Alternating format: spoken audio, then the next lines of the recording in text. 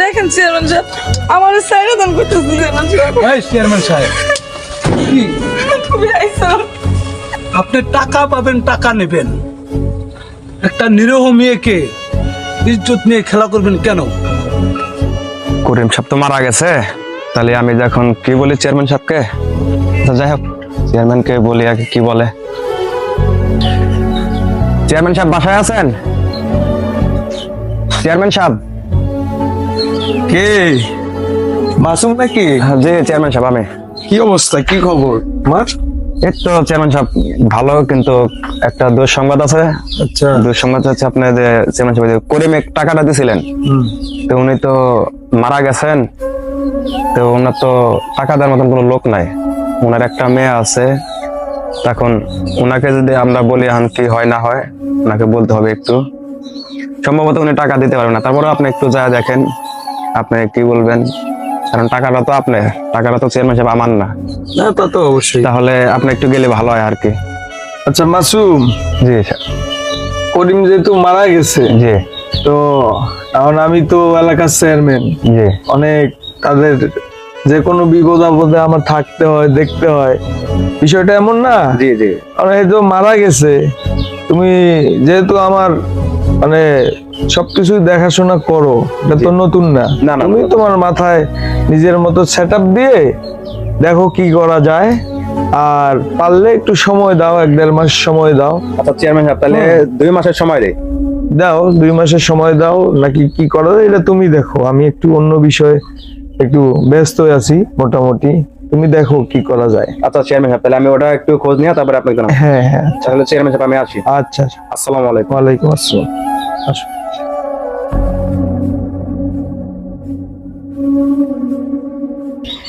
কি ব্যাপার চেয়ারম্যান সাহেব, হঠাৎ আপনি এত ভালো মানুষ হয়ে গেছেন কিভাবে? নাকি ওই করিম সাহেবের মেয়ের সাথে কোনো কিছু? বলেন তো। আরে না রে পাগলি, আমি তো এই এলাকাটার চেয়ারম্যান, সবার তো ভালো মন্দ দেখতে হয়, ভালো মন্দ দেখার দায়িত্ব আমার, তাই না? হ্যাঁ। তা আমার ভালো মন্দ কে কোথায় কি করলো না করলো, কার কি সমস্যা চলে, সব কিছু আমার লোক সেটিং করা আছে, দেখতে হয়। সবকিছু আমাকেই সেটা মেইনটেইন করতে হয়, ঠিক আছে? এটা কোনো বিষয়ই না। আমি তো চেয়ারম্যান, চেয়ারম্যান না, চেয়ারম্যানের কাজ যেটা, এটাই আমারে করতে হবে। চলো।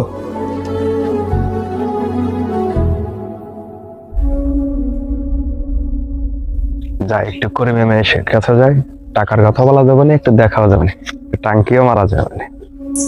পরিবার মেয়ে নদী বাড়িতে আসো, কে বলতেছেন? একটু বাইরে আসো।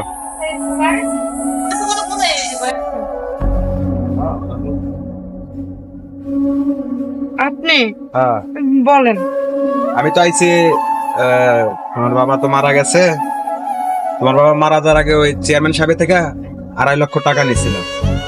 এখন তোমাকে এই সময় বলাও ঠিক না, আমিও না বলতে পারি না, কারণ আমি চেয়ারম্যান সাহেবের লোক। আমাকে চেয়ারম্যান সাহেব পাঠাইছেন, তাহলে এই 2.5 লক্ষ টাকা তোমাকে দিতে হবে। দেখেন, আব্বা তো মরে গেছে, আর আমি মেয়ে মানুষ, আমি এতগুলো টাকা কই থেকে দিব? দেখেন, আপনি আমার কিছুটা সময় টাইম দেন, আমি সব টাকা শোধ করে দিব। আর শোধ করে দেওয়া ইচ্ছা করলে উপায় হয়, অনেক পেলে শোধ করা যায়। শোধ করার একটা ব্যাপার হলো, ইচ্ছা করলে উপায় হয় মানে? আর তুমি চাইলে আমি চেয়ারম্যান সাহেব থেকে পুরো টাকায় মাফ করে দিতে পারি, যদি তুমি চাও। দেখেন, আপনি যা কইতাছেন খুব খারাপ কইতাছেন, একদম কোনো বাজে কথা বলবেন না। হয়তো আমি গরিব হইতে পারি, আমার কেউ না থাকতে পারে, এইটা তোমার বাজে কথা মনে হয়? কিন্তু তাই বলে মনে করেন না যে আমি কোনো খারাপ পথে যাবো কোনোদিনও। আপনি আমার 2 মাস টাইম দেন, আমি সবগুলো টাকা শোধ করে দিব। আমি তোমাকে 2 মাস টাইম দিতে পারবো না, 1 মাস টাইম দিলাম। তুমি চেয়ারম্যানের টাকাটা বুঝা দিবা, ঠিক আছে? দেখেন, আপনি চলে যান আমার এর থেকে।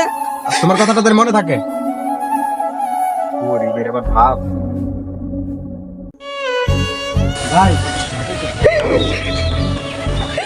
কি বলে যে গরিব হয়ে জন্ম নিলাম, আজকে গরিব হয়ে জন্ম নিয়েছি দেখে চেয়ারম্যানে তার লোক দিয়ে খারাপ প্রস্তাব দিয়ে পাঠিয়েছে। আসলে গরিব মানুষের কোনো ইজ্জত নাই, কোনো সম্মান নাই। আমি কার কাছে যাব, কই যাব, কে আমার সাহায্য করবো?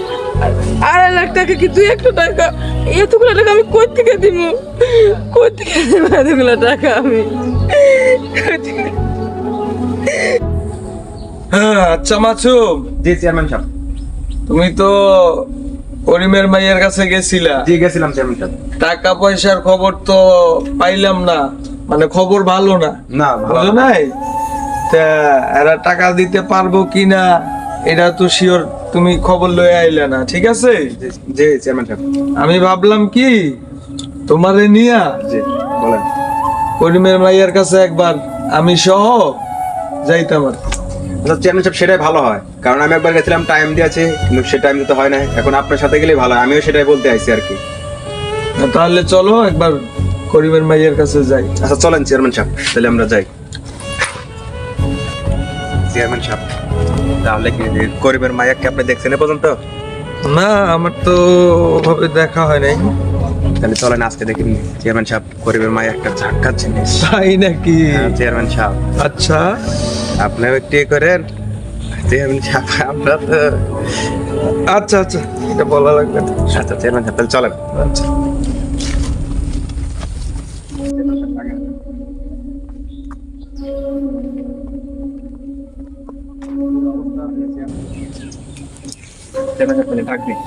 দেখো এই করিমের মেয়ের নদী বাসায় আছো? একটু বাইরে বাইরে হও। চেয়ারম্যান সাহেব আছেন, নদী আইতাছি, দাঁড়ান। চালু করে বের হও, চেয়ারম্যান সাহেব আইছে।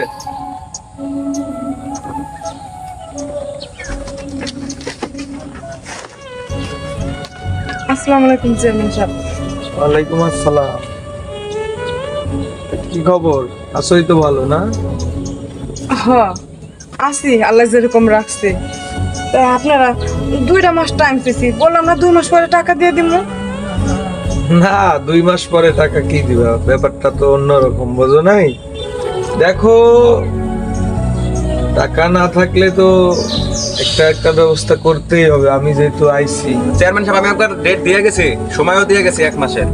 আর তাছাড়া তোমার সময়ও দিয়ে গেছে আমার লোকে।